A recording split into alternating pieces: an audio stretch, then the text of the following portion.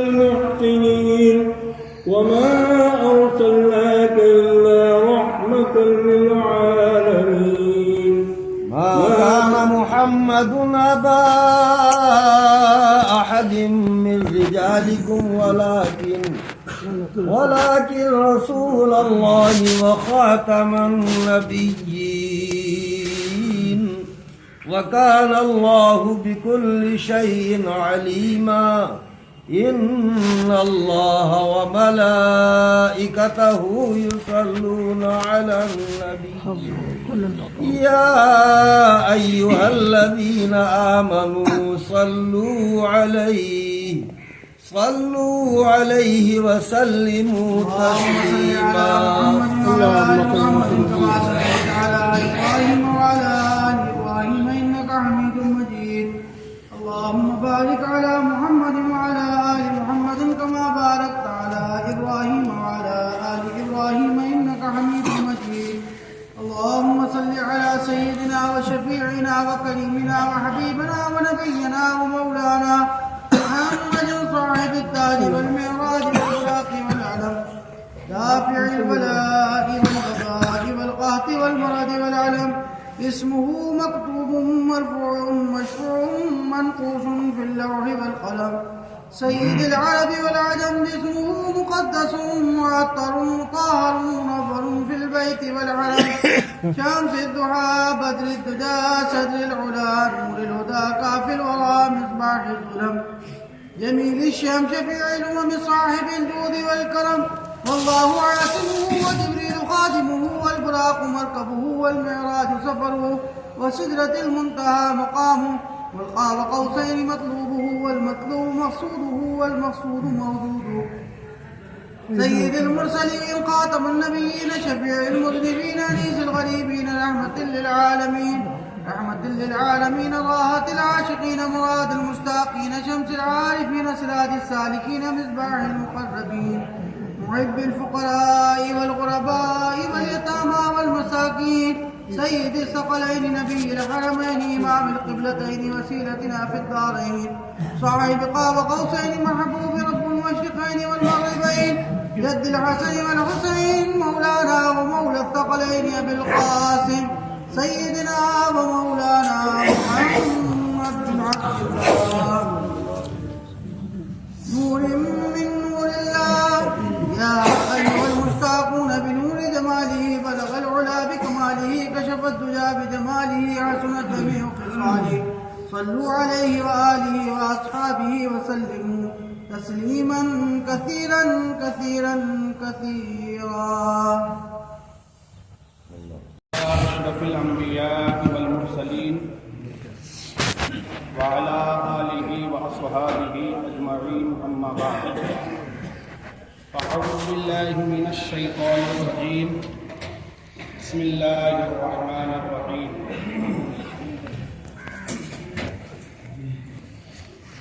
ألا إن أولياء الله لا خوف عليهم ولا هم يحزنون. صدق الله العظيم وصدق رسوله النبي الأمين الكريم ونحن على ذلك لمن الشاهدين والشاكرين والحمد لله رب العالمين. بلغ العلا بكماله كشف الدجى بجماله حسنت جميع خصاله صلوا عليه وآله. تیری سرکار میں لاتا ہے رضا اس کو شفیع جو میرا غوث ہے اور لاڈلا بیٹا تیرا. بابا بلند درود پاک پڑھیں. مولانا محمد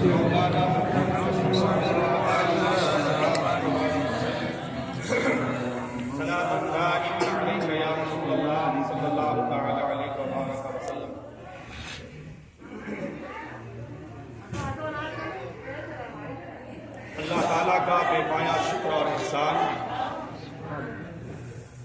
کہ اس نے ہم جیسے کمزوروں پر گنہگاروں پر یہ خصوصی انعام فرمایا کہ پھر سے سالانہ ان سے مقدس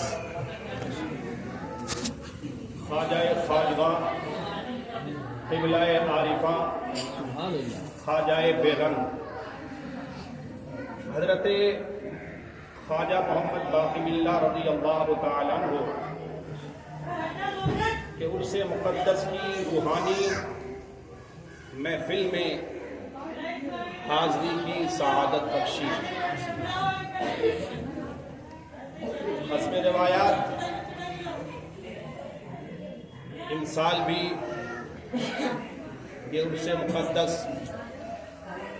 کی روحانی سرپرستی حضرت اقدس شیخ طریقت سراپا فیض و برکت مرشد برحق تاج الاصفیاء علامہ و مولانا حافظ و قاری قاضی اہل سنت دہلی مفتی اعظم الحاج خواجہ محمد میاں صاحب سمر دہلوی نور اللہ مرکزہ و رحمۃ اللہ تعالی علیہ نقشبندی مجددی قاضی چشتی اشرفی سابق سجادہ نشین خانقاہ مسعودیہ و مظہریہ و درگاہ مظہریہ نور مسجد شریف فتح دہلی کی روحانی سرپرستی میں منعقد ہے. اور اس محفل کی قیادت فرما رہے ہیں صاحب سجادہ محترم المقام واجب الاحترام لائق صد تکریم جناب محترم ڈاکٹر محمد مجیب صاحب نقشبندی اور ساتھ ہی ساتھ ان کے برادر صغیر محب مکرم حضرت حافظ و قاری محمد ارشد صاحب نقشبندی خطیب و امام درگاہ حضرت خواجہ باقی باللہ رضی اللہ تعالیٰ عنہ کی یہ جو مسجد ہے اس مسجد کے آپ خطیب و امام ہیں. ان حضرات کی فرمائش پر چند گھڑیاں میں آپ احباب کی خدمت کا شرف حاصل کر رہا ہوں. ایک بار اور محبت کے ساتھ درود پاک پڑھیں. اللہم صلی علی سیدنا و شفیعنا و مولانا محمد وعلی آلہ وصحبہ وبارک وسلم صلاۃ دائمۃ علیک یا رسول اللہ صلی اللہ تعالی علیہ وبارک وسلم. اپنی عادت کے مطابق کلام اعلیٰ حضرت پیش کرنے کی میں سعادت حاصل کر رہا ہوں. محبت و عقیدت کے ساتھ سماعت فرمائیں. ان کی مہک نے دل کے غنچے کھلا دیے ہیں. ان کی مہک نے دل کے ان کی مہک نے دل کے غنچے کھلا دیے ہیں. جس راہ چل دیے ہیں جس راہ چل دیے ہیں تجھے بسا دیے ہیں. سبحان اللہ جس راہ چل دیے ہیں تجھے بسا دیے ہیں. ان کی مہک نے دل کے ان کے نثار کوئی کیسے ہی رنج میں ہو. ان کے نثار کوئی کیسے ہی رنج میں ہو. جب یاد آ گئے ہیں جب یاد آ گئے ہیں سب غم بھلا دیے. یاد آ گئے ہیں سب غم بھلا دیے ہیں. ان کی مہک نے دل کے ایک دل ہمارا کیا ہے آزار اس کا کتنا. ایک دل ہمارا کیا ہے آزار اس کا کتنا.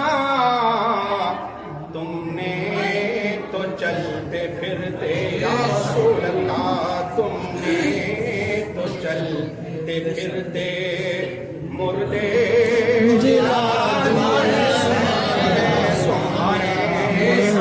چلتے پھرتے مردے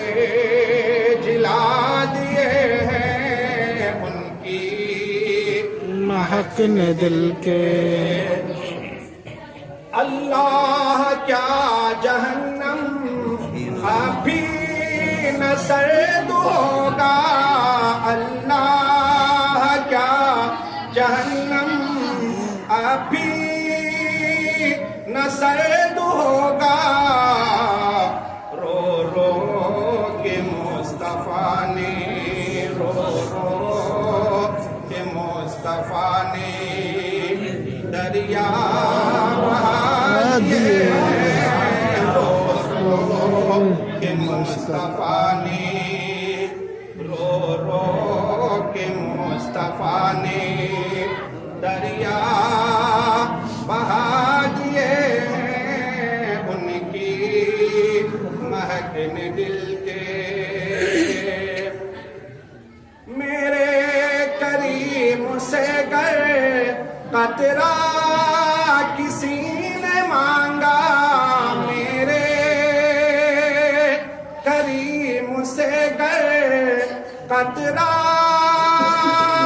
کسی نے مانگا، دریا بہا دیے ہیں، دریا بہا دیے ہیں، دربے بہا دیے ہیں، دریا بہا دیے ہیں، دربے بہا دیے ہیں، ملک سخن کی شاہی تم کو رضا مسلم، ملک سخن کی شاہی تم کو رضا مسلم، یہ سمت آ گئے ہیں، یہ سمت آ گئے ہیں، سکے بٹھا دیے ہیں، ان کی مہکن دل کے گنجے ہلا دیے ہیں، ان کی مہکن دل کے۔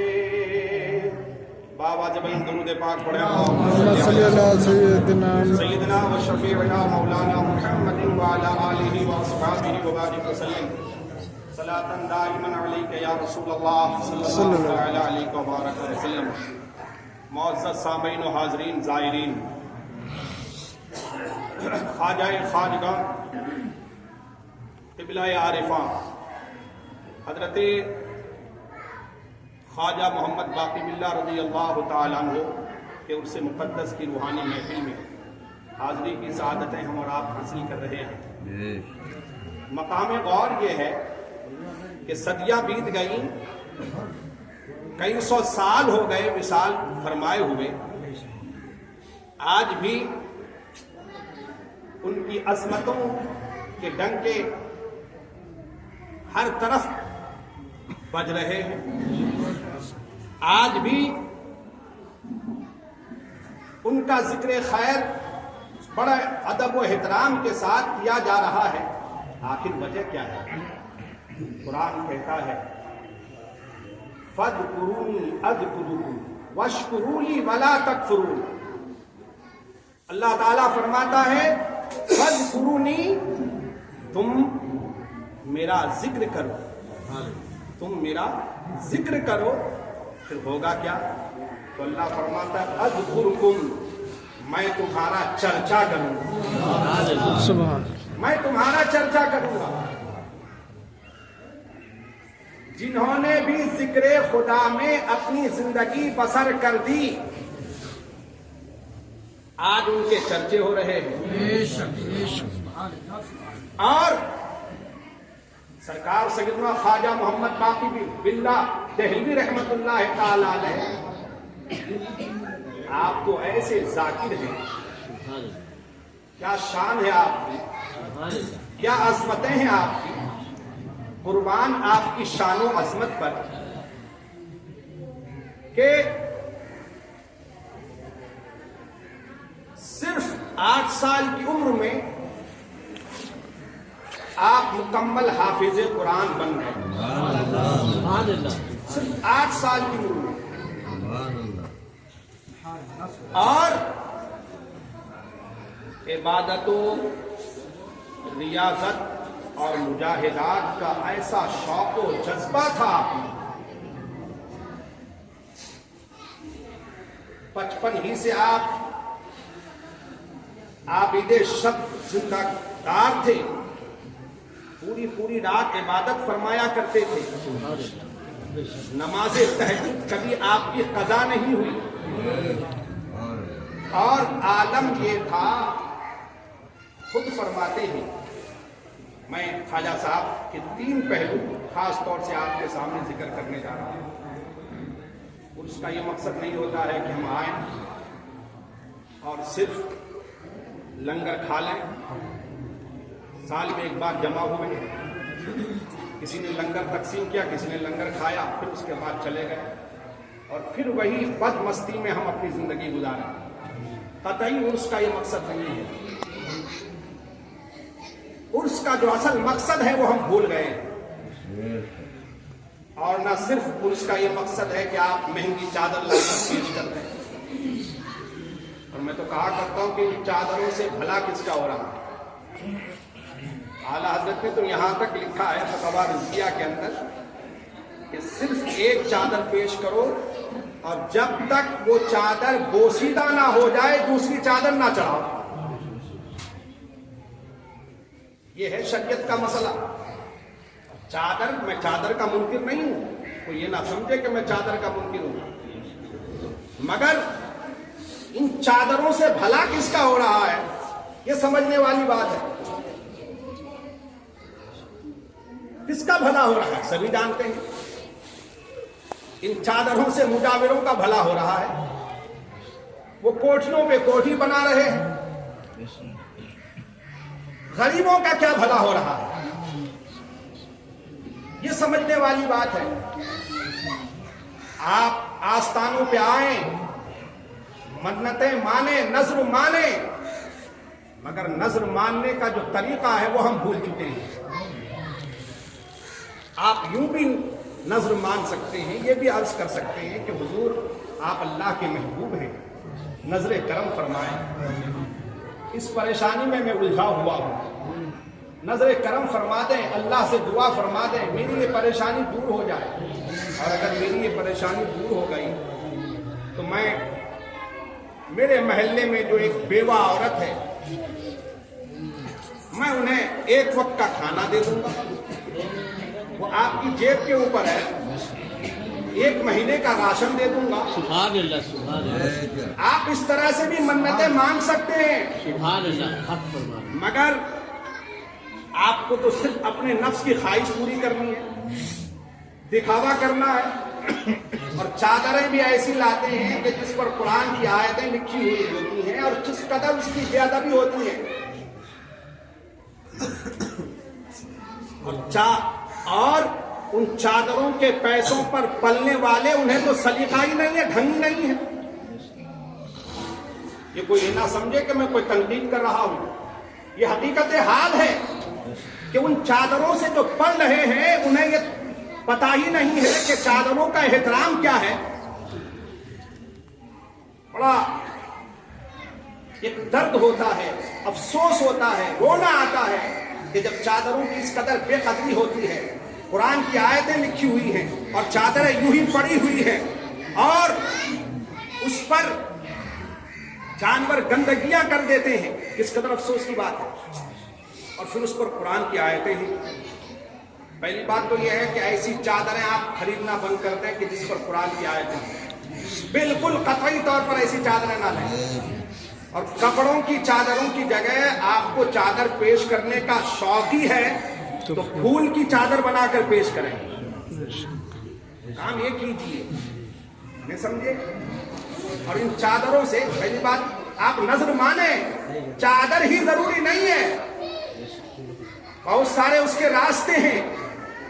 آپ یوں بھی عرض کر سکتے ہیں کہ اگر میرا یہ کام ہو گیا تو انشاءاللہ میرے محلے میں جو فلاں غریب ہے جو دوائی کے لیے پریشان ہے میں اسے دوائی خرید کر کے دوں گا۔ آپ یہ بھی نظر مان سکتے ہیں۔ مگر بڑا افسوس ہوتا ہے کہ چادروں کی بے قدری دیکھ کر. بہرحال میں عرض کر رہا تھا کہ خواجہ صاحب کی زندگی کے خاص طور سے 3 پہلو آپ سمجھ کریں. سرکار خواجہ باقی باللہ رضی اللہ تعالیٰ عنہ 8 سال کی عمر میں آپ حافظ قرآن بن گئے اور نماز تہجد کے لیے خواجہ صاحب خود فرماتے ہیں ان کی زندگی کا ایک پہلو کہ والدہ کی خدمت اور والدہ سے کتنی محبت تھی.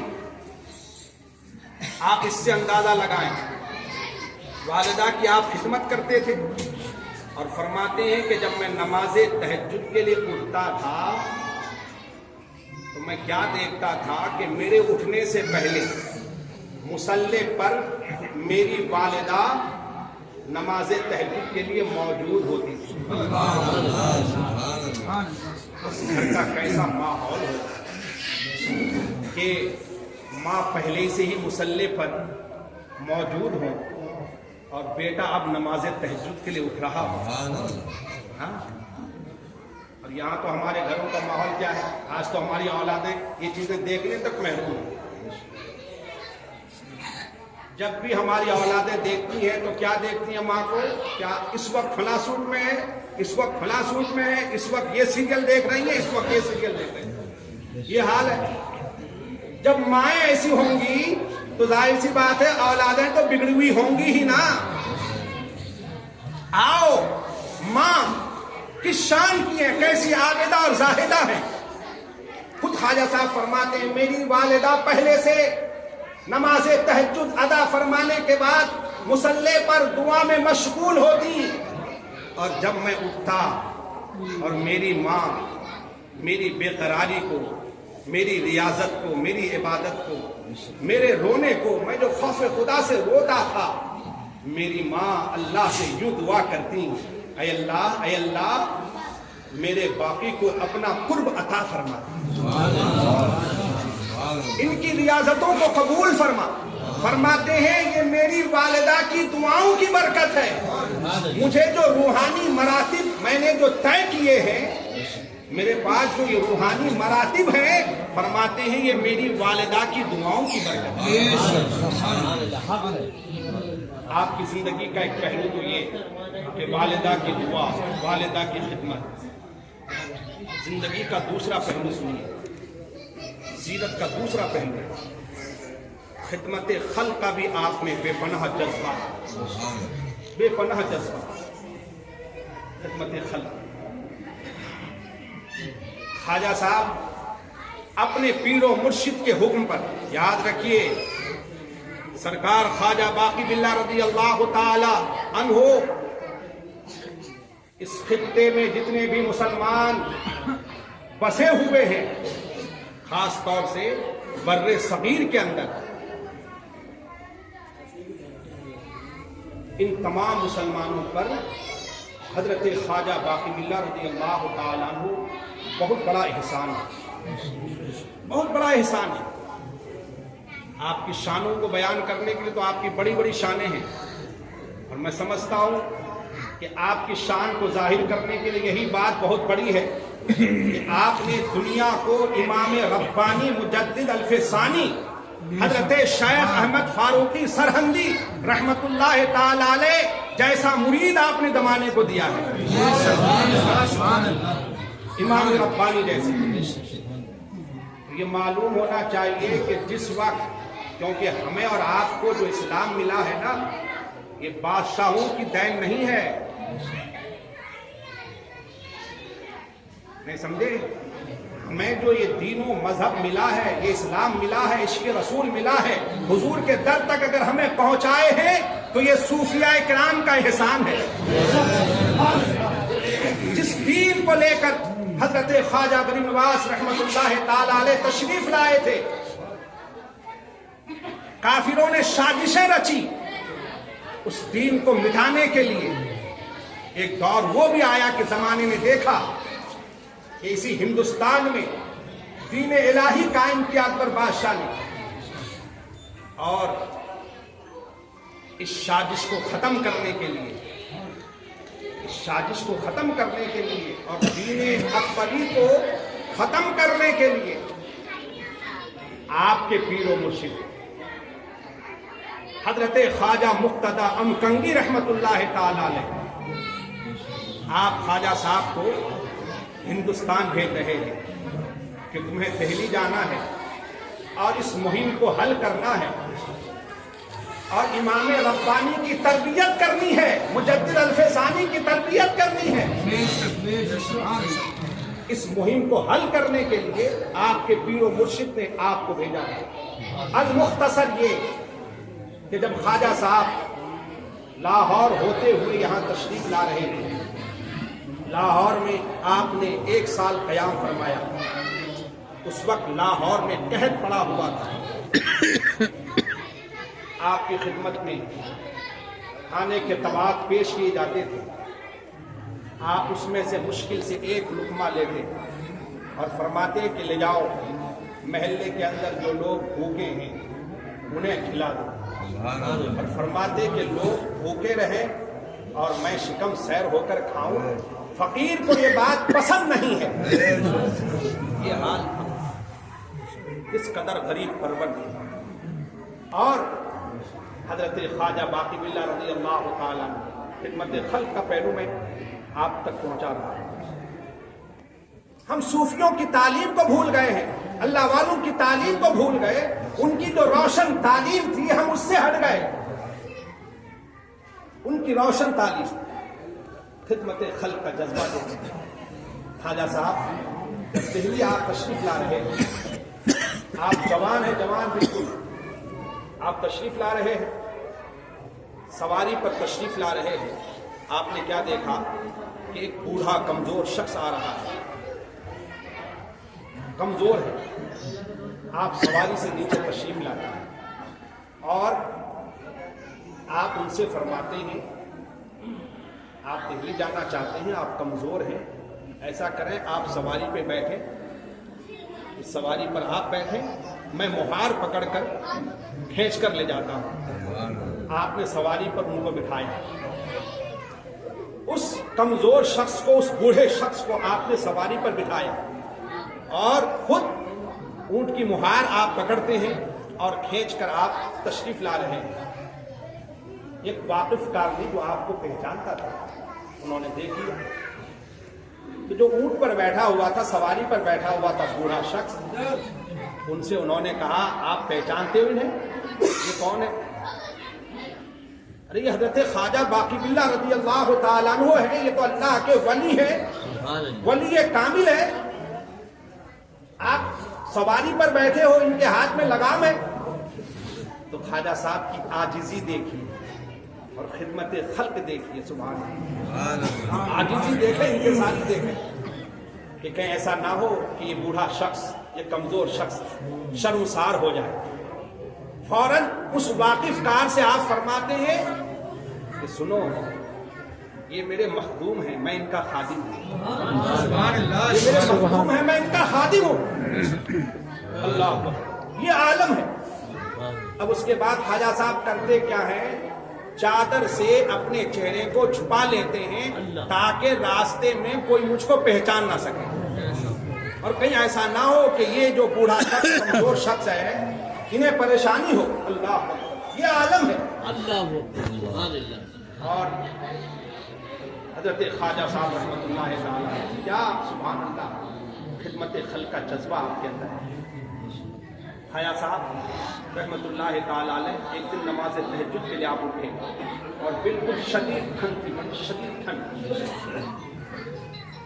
नमाज तहज्जुद के लिए आप उठे और वज़ू फरमाकर आपने नमाज तहज्जुद अदा फरमाई। और नमाज तहज्जुद अदा फरमाने के बाद अब जो आपको औराद व वज़ाइफ करने थे, जब आप हुजरे के अंदर तशरीफ़ लाए तो क्या देखते हैं कि जिस लिहाफ में आप सोए हुए थे ना, उस लिहाफ पर बिल्ली पैर रखकर, दोनों टांगें रखकर बिल्ली सो रही है। अब आपने सोचा कि अगर मैं लिहाफ खींचता हूं तो बिल्ली की नींद खराब हो जाएगी, ऐसी परेशानी होगी। आपने लिहाफ को खींचा नहीं, اور یوں ہی آپ لحاف سے الگ تھلگ یوں ہی آپ بیٹھے رہے کھن میں اور اپنا وظیفہ آپ جاری رکھیں. اللہ غور کرنے کا مقام ہے کہ خواجہ صاحب رحمت اللہ تعالی علیہ ایک بے زبان جیسے جانور بلی کو بھی تکلیف نہیں دے رہے ہیں. اور ہم لوگ کیا ہیں؟ ہم تو صاحب انسانوں کو تکلیف دے رہے ہیں. ہمارا حال کیا ہے؟ میں کہتا ہوں کہ اگر کسی کا دکھ دور نہیں کر سکتے ہو, کسی کی تکلیف دور نہیں کر سکتے ہو, تو کسی کو تکلیف نہ دو نا. اگر آپ کسی کا دکھ درد ختم نہیں کر سکتے ہو تو کسی کو دکھ درد نہ دو, کسی کو تکلیف نہ دو. یہ وہ ہیں جن کا عرس منایا جا رہا ہے اور جنہوں نے لوگوں کو تکلیفیں دی ہیں, وہ بھی یہاں مر کر پہنچے. ان کا سگا کوئی ان کی قبر پہ نہیں پہنچتا.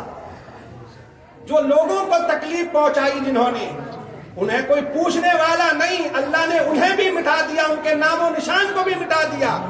اور جنہوں نے خدمت خلق کی ہے, جنہوں نے خدمت خلق کی ہے, اللہ نے انہیں کیسی عزتیں اور شانیں عطا فرمائی. آج ان کا ذکر ہو رہا ہے, ہر طرف ان کا ذکر ہو رہا ہے. خواجہ صاحب رحمت اللہ تعالی علیہ کی زندگی کا ایک پہلو آپ نے سن لیا, خدمت خلق. ہم میں یہ جذبہ ہونا چاہیے, شوق ہونا چاہیے. اخیر میں خواجہ صاحب کی کرامت, مشہور کرامت سنا کر میں اپنی گفتگو ختم کر رہا ہوں, کیونکہ کافی لوگ ہیں, ناظرین حضرات بھی بیٹھے ہیں. ہاں, ان سے بھی آپ کو فیضیاب ہونا ہے. صرف مشہور کرامت خواجہ صاحب, کیا شان اور کیا عظمت ہے. حضرت خواجہ محمد باقی باللہ رضی اللہ تعالیٰ عنہ, ایک بار ایسا ہوا, رات کے وقت میں مہمان آئے اور مہمان کھانے میں کھانا ہو گیا تھا ختم, بے وقت آ گئے مہمان. جب مہمان آ گئے بے وقت اور کھانا ختم, تو آپ نے نان بھائی کو یاد فرمایا, بلایا کہ مہمان آ گئے ہیں اور کھانا تو ختم ہو گیا ہے. تو نان بھائی بڑا عقیدت مند تھا, ان کا بھی آستانہ ہی ہے مزار شریف. نام ان کا حضرت حسن ہے.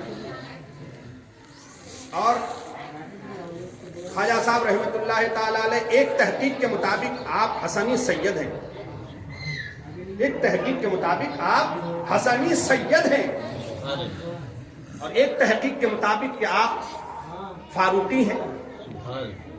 بہرحال میں عرض کر رہا تھا, جو نان بھائی تھا ان کا نام حسن تھا.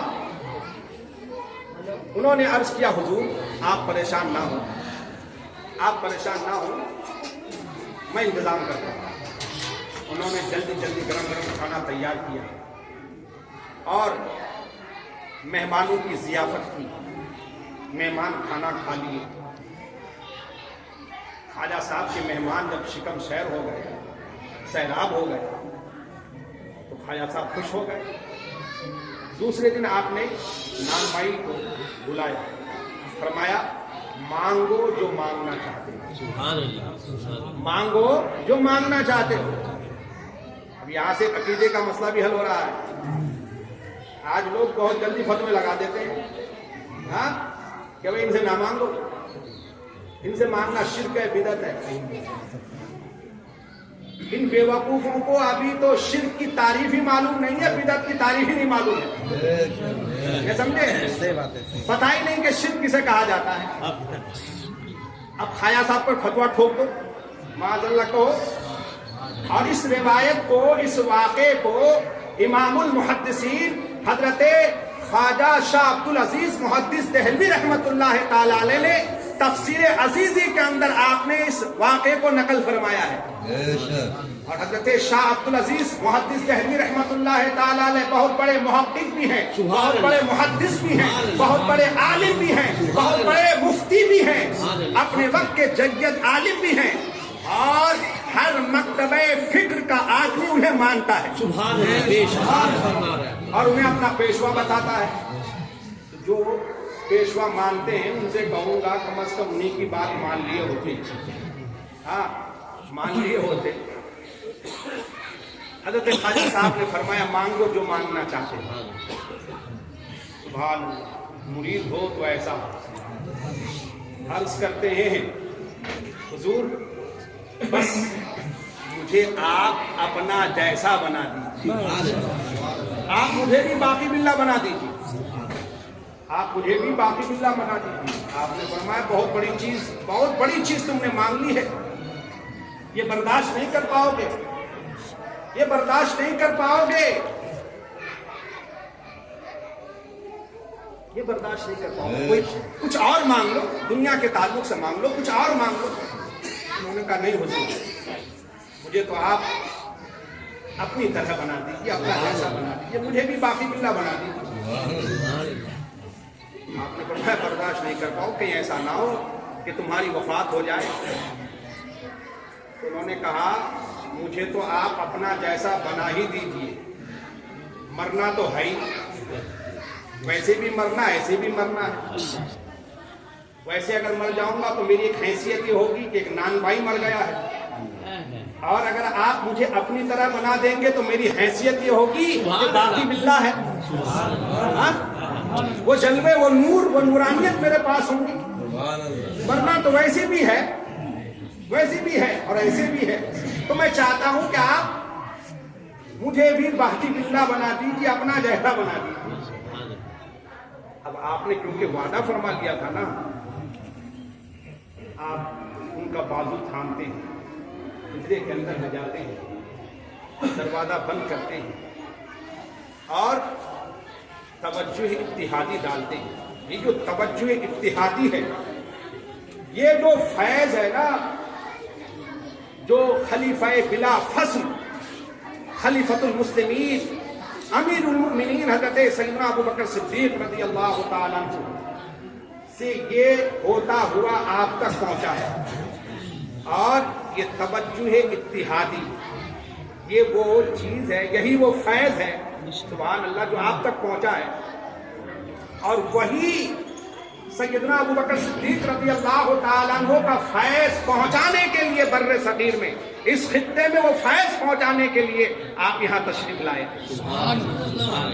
تو میں عرض کر رہا تھا خواجہ صاحب نے ان پر توجہ ڈالی اور آنے والے ان کو اپنی طرح بنا دیا. دروازہ جب کھلا تو دیکھنے والے کیا دیکھتے ہیں کہ اندر گئے تھے نان بائی اور خواجہ صاحب تھے. اب جو دروازہ کھلا ہے تو بالکل خواجہ صاحب میں اور ان میں کوئی فرق ہے ہی نہیں, کوئی فرق نہیں ہے. سبحان اللہ.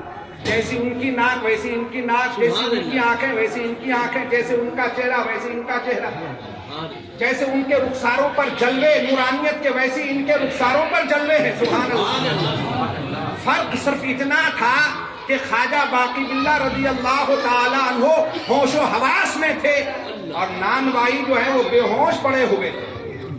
صرف اتنا فرق تھا. چند دن وہ بقید حیات رہے. خواجہ صاحب نے پہلے ہی فرما دیا تھا کہ تم برداشت نہیں کر پاؤ گے. اس کے بعد ان کا وصال ہو گیا. سبحان اللہ. توجہ اتحادی میں عرض کر رہا تھا, میں اس پر اپنی گفتگو ختم کر رہا ہوں. حضور صلی اللہ تعالی علیہ وسلم نے حضرت سیدنا ابوبکر صدیق رضی اللہ تعالیٰ عنہ پر غار ثور میں توجہ اتحادی فرمائی, توجہ اتحادی فرمائی. اور جب سیدنا ابوبکر صدیق رضی اللہ تعالیٰ عنہ حضور پاک صلی اللہ علیہ وسلم کی معیت میں مدینے میں پہنچے ہیں, اب دیکھنے والے حیران ہیں. اور حضرت ابوبکر صدیق فرماتے ہیں کہ حال یہ تھا کہ جو بھی ملنے کے لیے آ رہا ہے پہلے مجھ سے ہی مل رہے. تو میں سمجھ گیا کہ ان کے دل میں وہم پیدا ہو رہا ہے, یہ مجھے حضور سمجھ رہے ہیں بلکہ آقا وہ ہے, میں غلام ہوں. تو فوراً کرتے کیا ہے, آپ کے پاس جو چادر تھی نا, وہ چادر آپ نے یوں کھینچی اور اسے چادر کو آپ تن دیتے ہیں, اور یوں چادر کھینچ کر کے دھوپ سے بچانے کے لیے نہیں بلکہ یہ دکھانے کے لیے کہ چادر تن کر جو کھڑے ہیں وہ غلام ہیں اور جو چادر کے سائے میں ہیں وہ آقا ہیں, وہ آقا ہیں. تو وہ جو حضرت ابوبکر صدیق رضی اللہ تعالیٰ عنہ کے چہرے پر جو جلوے تھے حضور کے, وہ توجہ اتحادی کے جلوے تھے, توجہ اتحادی کے جلوے تھے. تو میں عرض کر رہا تھا وہ فیض سبحان اللہ تو حضرت سیدنا ابوبکر صدیق رضی اللہ تعالیٰ عنہ وصال کے بعد سبحان اللہ یارے غارے مزار بھی بنے، سبحان اللہ، یارے غار بھی ہے اور یارے مزار بھی ہے، سبحان اللہ۔ حضرت خواجہ حسن سرکار کو دیکھ لیں، سبحان اللہ، نان بائی تھے، سبحان اللہ، کیا توجہ آپ نے فرمائی خواجہ صاحب نے ان پر کہ سبحان اللہ حضرت کے پہلو میں وہ آرام کر رہے ہیں، سبحان اللہ۔ تو یہ ہے بات، تو میں عرض کر رہا تھا کہ خواجہ صاحب کی بہت بڑی شان ہے، بڑی عظمتیں ہیں۔ اللہ تبارک و تعالیٰ اس طرح کی فیوز و برکات سے ہمیں یہاں بھی اور مرنے کے بعد وہاں بھی خوب خوب فیضیاب فرمائے۔ ہمیشہ یہ دعا کیجیے جب جب ان آستانوں پہ آئیں، ان سے خصوصی طور پر یہ بھیک مانگیں، سرکار دعا کر دیں کہ اللہ ہمیں ایمان پر، دین پر استقامت عطا فرمائے۔ ہم تو یہی بھیک مانگنے آئے ہیں، یہ بھیک پہلے لو، آپ دنیا جہان کو بعد میں مانگنا۔ آج کل لوگ مطلب سے مزاروں پہ آتے ہیں، سمجھے، جو اصل چیز ہے وہ بھولے بیٹھے ہیں۔ دنیا تو تمہیں ملنی ہی ہے جو اللہ نے مقدر میں لکھی ہے، کوئی چھین نہیں سکتا۔ مال تو تمہیں ملنا ہی ہے جو اللہ نے مقدر کر دیا ہے، وہ مال کوئی چھین نہیں سکتا ہے، کوئی روک نہیں سکتا ہے۔ ان آستانوں پہ آ کر مال و دولت نہ مانگو، یہاں مانگنا ہے تو ایمان کی بھیک مانگو اور عرض کرو کہ آپ نظر کرم فرمائیں کہ اللہ مجھے ایمان پر قائم رکھے اور ایمان ہی پر میرا خاتمہ اور مرتے وقت میرا ایمان شیطان برباد نہ کرے۔ یہ خصوصی طور پر یہ بھیک مانگا کرے۔ میں حضرت سے عرض کرتا ہوں حضور ہم سب آپ کی چوکھٹ پر حاضر ہیں، ہم گنہگاروں پر خصوصی نگاہ کرم فرمائیں، ہم سب کے لیے دعا فرمائیں، بار بار اپنی چوکھٹ پر حاضری کا موقع عنایت فرمائیں۔ اللہ تعالیٰ ان جملوں کو قبول فرمائے، حضرت کے فیوز و برکات سے دونوں جہان میں ہمیں اور آپ کو فیضیاب فرمائے۔ وآخر دعوانا الحمدللہ رب العالمین، استغفر اللہ ربی من کل ذنب واتوب الیہ، اشہد ان لا الہ الا اللہ وحدہ لا شریک لہ واشہد ان محمدا عبدہ ورسولہ۔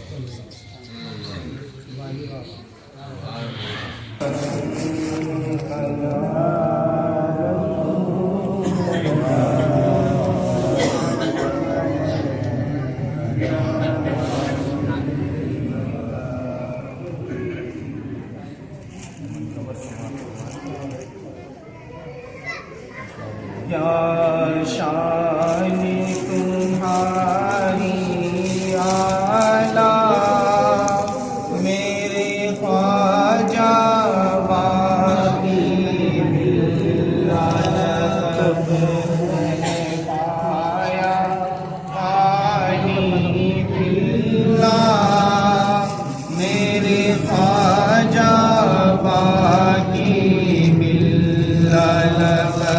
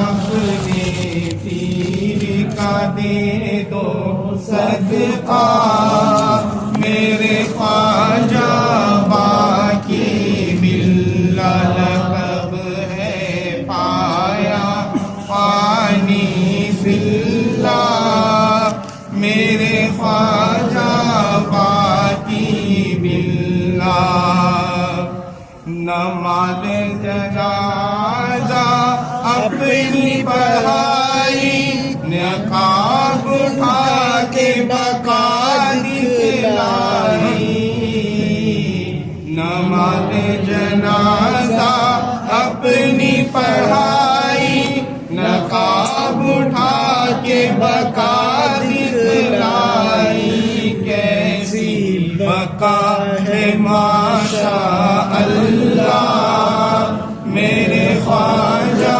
باقی باللہ لقب ہے پایا فانی فی اللہ میرے خواجہ باقی باللہ گلے عقیدت لایا احمد آپ کے دربار میں گلے عقیدت لائے ہم سب آپ کے دربار میں کیا نظر تمہاری تحفہ میرے خواجہ باقی باللہ لقب ہے پایا پانی فی اللہ میرے خواجہ باقی باللہ